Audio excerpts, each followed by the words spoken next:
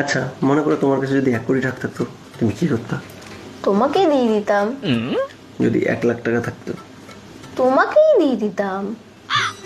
যদি 50,000 থাকতো? তোমাকেই দিয়ে দিতাম। আমার টাকাটা তোমার টাকা তো তাই না, একই ব্যাপার। তোমার টাকা আমার টাকা, আমার টাকা তোমার টাকা।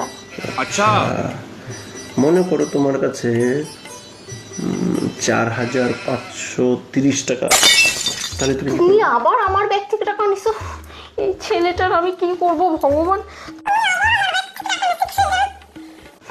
তুমি না মাত্রই বললে আমার টাকা তোমার টাকা, তোমার টাকা আমার টাকা।